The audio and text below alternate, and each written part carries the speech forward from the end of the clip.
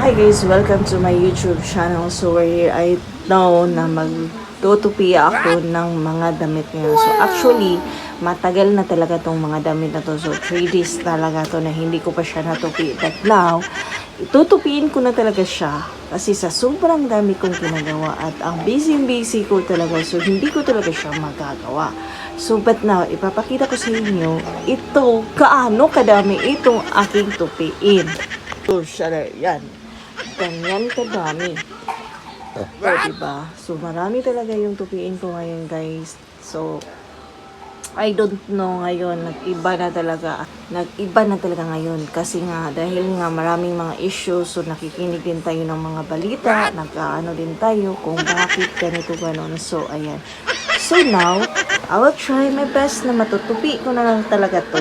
So, that's all. Nag-snacks na ba kayo? At ako'y tapos na snacks. Ang snacks ko pala ay